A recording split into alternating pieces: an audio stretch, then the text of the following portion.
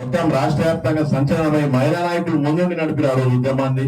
ఆ రోజు అందరు ఉన్నారు, బుద్ధ సత్యమని ఉన్నాడు, అక్కడ ఉన్న సతీష్ ఉన్నాడు, నీలం ఉన్నాడు, అందరు ఉన్నారు. కానీ వాళ్ళ ధైర్యానికి మెచ్చుకొని నిజంగా ప్రభుత్వం కూడా భయపడి సాయేశ్వరాచారి కుటుంబానికి సాయం అందించడం జరిగింది. ఒక కాంట్రాక్ట్ జాబ్ ఏదో ఈ బీసీ సంఘం, జాతీయ బీసీ సంఘం సాధించిన విజయం. గత 2 సంవత్సరాల నుండి మనం చూస్తుంటే ఆర్ కృష్ణ గారు ఎన్నో ఉద్యమాలు చేస్తుండ్రు. ఈ కులగణన కోసం ఆయన ఉద్యమం మొదలుపెట్టి ఈ గ్రామ పంచాయతీ ఎన్నికల, మున్సిపాలిటీ కార్పొరేషన్ ఎన్నికల్లో బీసీలకు 42% రిజర్వేషన్ ఇవ్వాలని ఇది ఏమో చెప్పింది. ఇది కాంగ్రెస్ పార్టీ కామారెడ్డి డిక్లరేషన్ వేదికగా వాళ్ళు ఏం చెప్పారు, పెద్ద మాటలు సిద్ధరామయ్య తీసుకొచ్చి ఆయన ఒక బలిపశువు చేసిండ్రు. అంటే మీరు బీసీలో బలిపశువు చేస్తారు, మీరు వాళ్ళతో వాగ్దానాలు ఇప్పించి ఎట్లయితే ఇంటికి ప్రభాకరాన్ని మీరు పెంచి పోషించి అలా కుటుంబాన్ని మొత్తం పిల్లలు చంపుతుంటే మీరు కెమెరాలు పెట్టి చూస్తున్నారు, వీడియో చూసుకుంటా కూర్చున్నారు. ఒక బీసీ బిడ్డ ఇంటికి ప్రభాకరాన్ని చచ్చిపోతుంటే, ఒక బీసీ బిడ్డ చచ్చిపోతే మీకు బాధ కాదు. ఎక్కడన్నా పాలస్తీనా గాల గురించి కాంగ్రెస్ పార్టీ 50 స్టేట్మెంట్లు ఇస్తుంది. ఎట్లా కనిపిస్తున్నాం బీసీలు మేము అమాయకులం అనుకుంటున్నారు. పాలస్తీనా దేశం కావాలని కాంగ్రెస్ అంటది అని ఇక్కడ బీసీలకు 42% రిజర్వేషన్ల గురించి కాంగ్రెస్ పార్టీ ఒక్క స్టేట్మెంట్ ఇవ్వదు. ఒక్క స్టేట్మెంట్ అధికారికంగా వాళ్ళ పార్టీ తరఫు ఇవ్వదు. మీరు గూగుల్లో పెడితే 50 స్టేట్మెంట్లు కనిపిస్తుంది. యాసరాయ పార్టీ వచ్చి అవార్డులు ఇస్తారు కాంగ్రెస్ వాళ్ళు. ఇక్కడ బీసీ 50 రోజుల రోజుల ధర్నాలు, స్ట్రైక్లు, హాస్టల్, ముఖ్యమంత్రి అంటాడు ఫీజు రింబర్స్మెంట్ ఎత్తేస్తా అంటాడు. టీఆర్ఎస్ పార్టీ నిందిస్తాడు. కామారెడ్డి డిక్లరేషన్ లో మీరే ఫీజు రింబర్స్మెంట్ పాత విధానంలో వైఎస్ రాజశేఖర రెడ్డి ఎట్లా తీసుకొచ్చిందో అట్లా అమలు చేస్తామన్నారు. కేసీఆర్ కొన్ని రిస్ట్రిక్షన్స్ పెట్టింది, అట్లా కాదు ప్రతి పేదలు చూపిస్తారు, వైఎస్ఆర్ ఆశయాలు కాపాడతామని కాంగ్రెస్ పార్టీ చెప్పిస్తేమో కొత్త పదాలు వాడుతున్నారు, ట్రస్ట్ అని అదని ఇదని. ఇంకొకసారి చెప్పిస్తారు హాస్టల్ ఎత్తేస్తారంట, బీసీఎస్సీ హాస్టల్. మీరు ఎత్తేస్తారా? మిషనరీ స్కూల్స్ ఉన్నాయి మద్రాసులు ఎత్తేస్తారా? ట్రంప్ కిడ్నాప్ చేపిస్తారు మిమ్మల్ని, క్రిస్టియన్ స్కూల్ ఎత్తేస్తారు మిమ్మల్ని. వాడిని వెనుజువేలా అధ్యక్షుడు ఎత్తేసినట్టు, వెనుజువేలా అధ్యక్షుడు కిడ్నాప్ చేసినట్టు మీరు దమ్ముంటే వాడి గురించి మాట్లాడడం చాదా. బీసీఎస్సీ వచ్చిందో ఏమైతుంది చాదా కాదనుకుంటున్నాం. మీరు చూపించినా కదా గ్రామ పంచాయతీ ఎన్నికల్లో దమ్ముంటిలో చూపించినాం మీకు. మేము చిత్తుగా 5,123 బీసీలు గెలిచిరు. నాన్ షెడ్యూల్డ్ గ్రామ పంచాయతీలో 50% దాటాం 5,123 గెలిచి.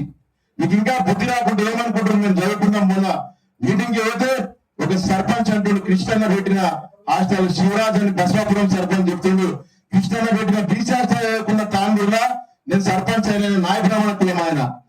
కృష్ణన్న పెట్టిన హాస్టల్లో చదువుకొని ఈరోజు సర్పంచ్ అవడం మొదలుపెట్టిరు. చిన్న కులాల వాళ్ళు, అన్ని కులాలు కూడా కలిసిపోయి ఈరోజు బీసీ పదంలో దేశవ్యాప్తంగా ఎక్కడ లేనట్టు ఈరోజు తెలుగు రాష్ట్రాల మొత్తం అన్ని 120 కులాలన్నీ కూడా సంఘటితమై గ్రామ స్థాయిలో తిరుగుబాటు తీసుకొస్తారు.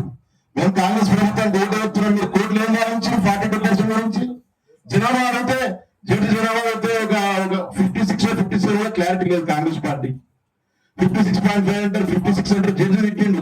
అసలు జనాభా ఎంత, బీసీ లెక్కలు ఎంత అని జడ్జి మందలించడం జరిగింది. మీ నిరంజన్ రావు గారు తిట్టు స్వయంగా కాంగ్రెస్ పార్టీని. ఆయన మీ బీసీ కమిషన్ చైర్మన్ విమర్శించిండు. ఏం చేసిన గ్రామ పంచాయతీలో ఈ రిజర్వేషన్ ఏంటి, అసలు అడ్డగోళ్ళ తగ్గించేసి బీసీలకు అన్యాయం జరిగింది. రిజర్వేషన్ పెంచినాక ఎన్నికల పోమని చెప్పి అయినా కూడా ప్రభుత్వానికి కనీస స్పందన లేదు. బీసీలు అంటే కనీసం గౌరవం లేదు ఈ రాష్ట్ర ప్రభుత్వానికి. ప్రభుత్వానికి చెప్తున్నాం ఇప్పుడు మున్సిపాలిటీ ఎన్నికలు నడుస్తున్నాయి. ఇప్పుడు మున్సిపాలిటీ ఎన్నికలు మీరు వైఖరి మార్చుకోలేదు. అప్పుడంటే 3,000 కోట్ల ఫండ్ ఇదైపోతుంది, ల్యాబ్స్ అవుతాయని మీరు చెప్పారు. 3,000 కోట్ల ఫండ్ ఇప్పుడు ఏం ల్యాబ్స్ లేదు. అయినా కూడా మీరు ఇది అవరుగా మీరు కథం చేద్దాము, ఫస్ట్ ఈ రిజర్వేషన్ అంశాన్ని తొక్కిపడేద్దాము, ఈ 42% మీరు ఏదైతే ఇస్తారని చెప్పిరో తొందరపాటు చర్యతో ప్రభుత్వం పోతుంది. కోర్టులో ఫైట్ చేయమని మేము కోరుతున్నాం. మీ రెడీ జాగ్రత్తగా లేపించింది వాళ్ళని కూర్చోబెట్టండి, అయిపోతుంది.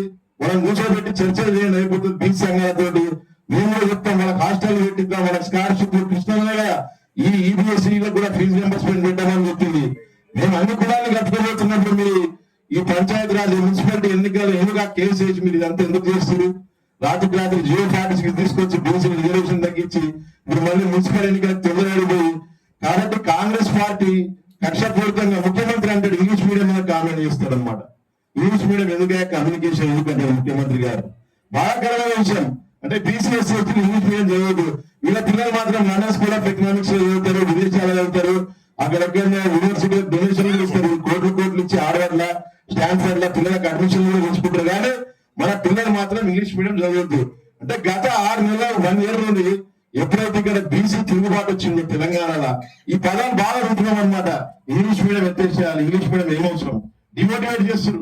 అప్పుడు గతంలో ముఖ్యమంత్రి అన్నాడు పిల్లలు ఎవరో దోకలు అంటారు, ఇప్పుడు మళ్ళీ అదే ముఖ్యమంత్రి ఇద్దరు ముగ్గురు అనాలంటారు. అంటే ఏం చెప్తున్నారు అసలు? ఈ కులాల గురించి మీరు ఏం ఆలోచిస్తారు? ఇంగ్లీష్ మీడియం బీసీఎస్సీ హాస్టల్ ఎత్తేయడం ఒక దాడి జరుగుతుంది ఈ కులాల పైన. తెలంగాణలో ఎట్లా వీళ్ళ లోపు తిరుగుబాటు వస్తే రేపు 70 మంది ఎమ్మెల్యేలు అవుతారు చైతన్యం అయితే వీళ్ళని తొక్కాలన్న ఆలోచనతో కాంగ్రెస్ పార్టీ ఒక రాహుల్ గాంధీ గారు ఢిల్లీలో ధర్నాలు చేస్తారు, రోడ్ల మీద కానీ పార్లమెంట్ ఇప్పటివరకు ఒక మాట మాట్లాడే బీసీల గురించి.